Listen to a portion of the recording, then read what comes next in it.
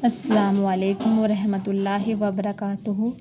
मैं अपने भाइयों से अपनी बहनों से कहना चाहती हूँ कि आप सब कैसे हो, कमेंट में वैसे ज़रूर लिखा करो। और मैं ये भी कहना चाहती हूँ कि जो मेरी वीडियो पे एड्स आते हैं आप उसको काट कर पूरी वीडियो ज़रूर देखा करो, क्योंकि आप तक मेरी वीडियो पहुँचेंगे नहीं तो आप समझेंगे और कैसे समझ पाएंगे बात को कि वो बहन क्या समझाना चाहती है। ये दीनी हवाले से, नमाज के हवाले से, रोज़ी के हवाले से जो मसले बताती हूँ मैं, तो उसको गौर से सुना करो और समझा करो। मैं उन सब से कहना चाहती हूँ जो मेरी बहनें जिनकी फ़जर की नमाज़ छूट जाती है, कज़ा हो जाती है, वो सोचती हैं कि हम फ़र्ज़ खाली पढ़ के उठ जाती हैं। बहुत सी ऐसी होती हैं, उन्हें पता नहीं होता कि हमें दोनों सुन्नत भी अदा होंगे, कज़ा और फ़र्ज़ भी, क्योंकि पता है ना कि सुन्नत कज़ा होते नहीं, लेकिन वो होते हैं फ़जर के। तो आपको चाहिए कि फ़जर के सुन्नतें भी कज़ा पढ़ सकती हैं और फ़र्ज़ भी, और फिर ये सोचती हैं कि कज़ा की नीयत कैसे करें। तो आप इसे इस तरह कज़ा की नीयत करें कि 2 रकात नमाज सुन्नत कज़ा के वास्ते अल्लाह ताला के रुख मेरा काबे शरीफ की तरफ, अल्लाहु अकबर। फिर आप सुन्नत पढ़ लेंगी, उसके बाद आप फ़र्ज़ पढ़ें, यानी फ़र्ज़ पढ़ने के बाद आप उनको नीयत भी इसी तरह करें कि 2 रकात नमाज फ़र्ज़ कज़ा के वास्ते अल्लाह ताला के रुख मेरा काबे शरीफ की तरफ, अल्लाहु अकबर। आप जिस तरह से नमाज़ पढ़ती हैं, जैसे कि पहले औज़ुबिल्लाह, फिर सना सुबहानकल्लाह, फिर औज़ुबिल्लाह पढ़ने के बाद फिर बिस्मिल्लाह पढ़ने के बाद अलहम्दु शरीफ, फिर कोई सी भी सूरत लगा लो, कुल हुवल्लाह लगा लो, कुछ भी सूरत लगा के आप अपनी नमाज़ें मुकम्मल करें। वो कज़ा भी अदा हो जाती है आपकी नमाज।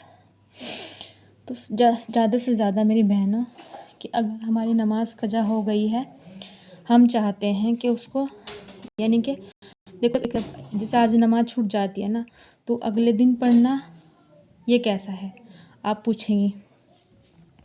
आप उसको ऐसे ही अदा कर सकती हैं जैसे हमने फ़जर की नमाज़ पढ़ ली, पढ़ने के बाद हमारे जो सुन्नतें फ़र्ज़ कल छूटे थे वो आज इस नमाज में अदा कर सकती हैं। ये मुकम्मल तरीका है। तो मैं कहना चाहती हूँ अपनी बहनों से, अपने भाइयों से कि जैसे हमारी ज़ोहर की छूट गई तो कैसे अदा करें, या असर की छूट गई तो वो कैसे अदा करें।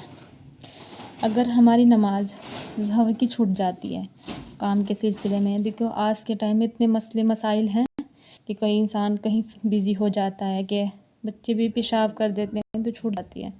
आलकस क्या ना करो, अगर तुम्हारे पास ऐसा कोई मुश्किल हो जाए तो आलकस ना क्या करो नमाज में, बिल्कुल भी। ये सोचना कि इसे पढ़नी है, इसे करना है, तो वो आपकी सोच के ऊपर बात है कि आप उसको करेंगे।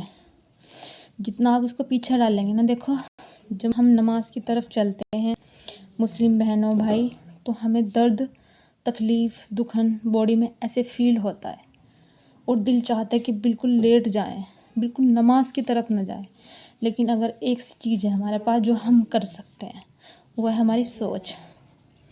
अगर आज छोड़ दी ना, ये कल को नहीं मिलती, फिर कल छोड़ दी तो ये परसों को नहीं मिलती।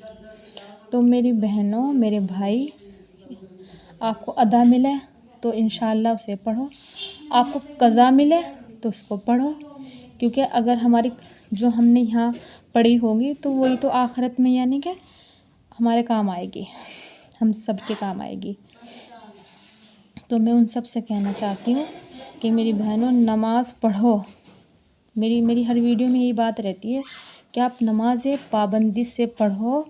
अगर किसी वजह से कज़ा हो तो उनको भी अदा करो। जैसे आज छूट गई तो कल ज़ोहर की नमाज में ही इसको अदा करना होगा आपको, 4 फ़र्ज़ और 2 सुन्नत।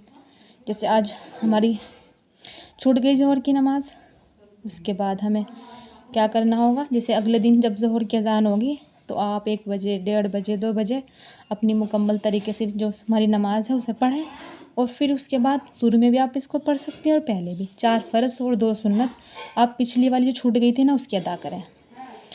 और हमेशा जो हमारी नमाज़ें छूटी रहती हैं उन्हें हर नमाज में आराम आराम से अदा करती रहा करो।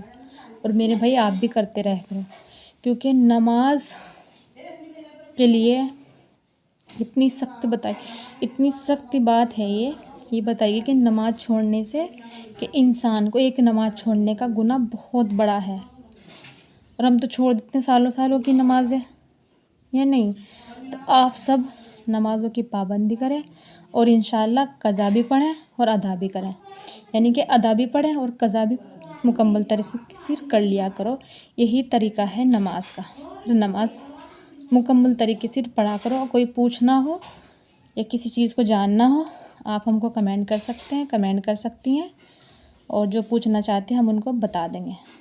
और अपना नंबर डाल दें आईडी में हमारी, मतलब हम कहना चाहते हैं मैसेज में अपना नंबर डाल दें। अगर कोई किसी वजह से कोई उतार ले, उसको नहीं डालना चाहते, तो आप हमको मैसेज करके बोल सकते हो कि हमें आपसे कोई बात पूछनी है, तो आप उसको पूछ सकते हो, किसी भी तरह पूछ लेना। मेरी बहनों, जानो, सीखो, जो नहीं आता इसमें शर्म वाली बात नहीं है बिल्कुल भी। आप बिल्कुल पूछ सकती हो। सुभान अल्लाह। और आप सब मेरे लिए भी दुआ किया करो।